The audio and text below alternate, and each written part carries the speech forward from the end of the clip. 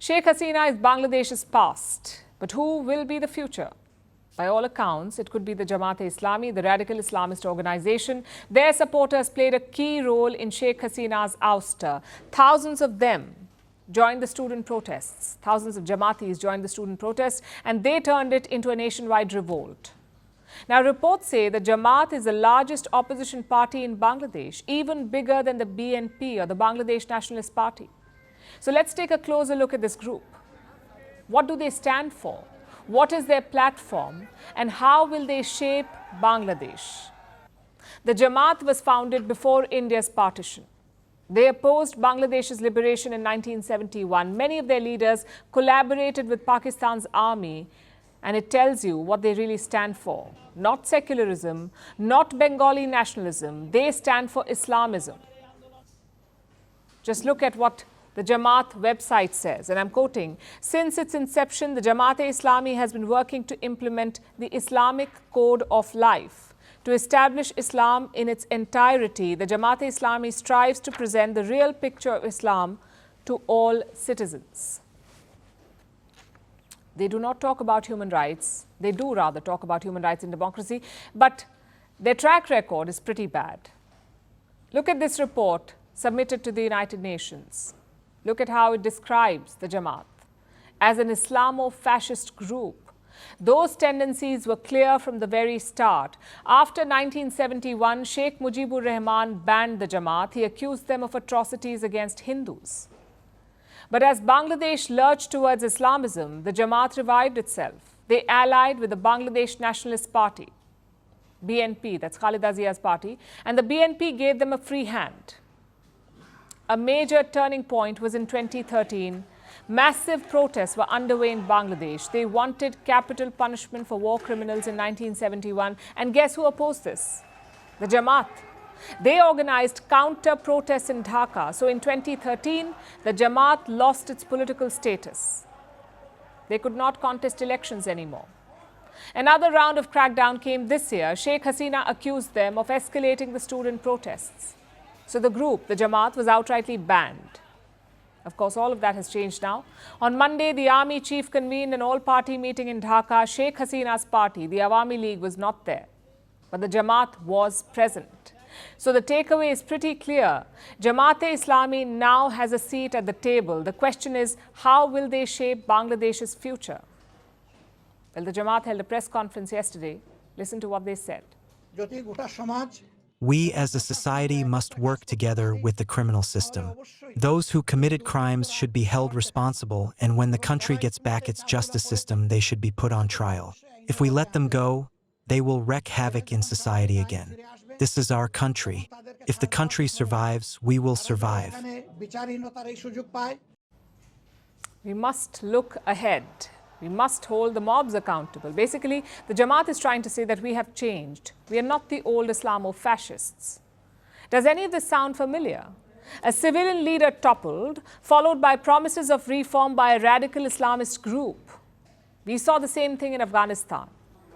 We were promised Taliban 2.0, and we all know how that played out. So this is a crucial moment in Bangladesh's history. I know the students are calling it a revolution, and for them maybe it is, but not for the Jamaat. For the Jamaat-e-Islami, this is an opportunity of a lifetime, a chance to reset Bangladesh's identity from secularism and progress to Islamism and conservative thought.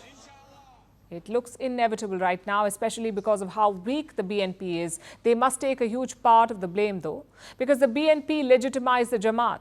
Khaleda Zia gave them a cabinet post in the year 2001. She turned a fringe group into a political partner. But now the equation has flipped. The BNP appears rudderless. Khaleda Zia is terminally ill. Her son is the acting chairman of the party, but he lives in London. He's been there for more than a decade. Other leaders are either in jail or they keep a low profile. But more importantly, the BNP lacks an agenda. We know what Hasina stood for. We know what Jamaat stands for. But what does the BNP stand for? Nobody knows. Thus, the BNP vacated its political space in Bangladesh, and the Jamaat has stepped in. What happens next is very crucial. Elections will be held soon. The Jamaat will probably campaign on reform and change. But let's hope The people of Bangladesh see through all of it. This is a party that helped Pakistan slaughter Bangladeshis. That sort of hatred never really changes.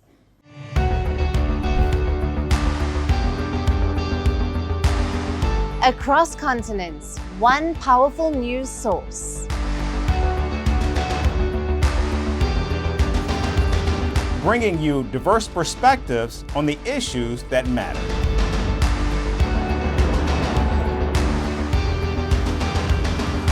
We go beyond the boundaries to give you that little extra about every sporting moment.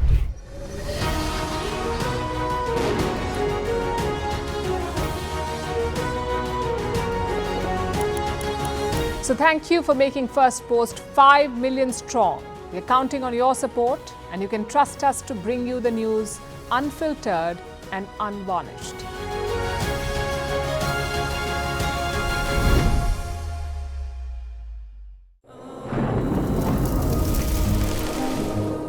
Climate change is on our doorstep. It's time for a revolution to take root. And it starts with 1.4 billion Indians. It starts with one tree for humanity, one tree for Mother Earth, one tree for a future. Project One Tree, a News 18 network initiative.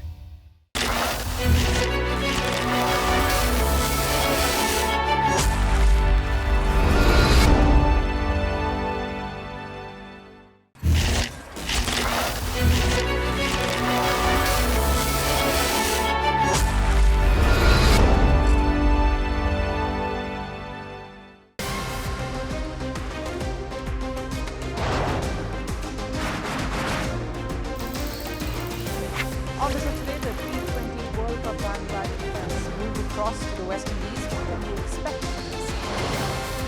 Hello, I'm Alison Green, coming to you from Durban, South Africa. Today we have a special show. Start with a report on India's shifting nuclear posture. For the first time since India officially became a nuclear power. Hello and welcome to Firstpost America. I'm Aaron Ham, coming to you live from the nation's capital in Washington, D.C.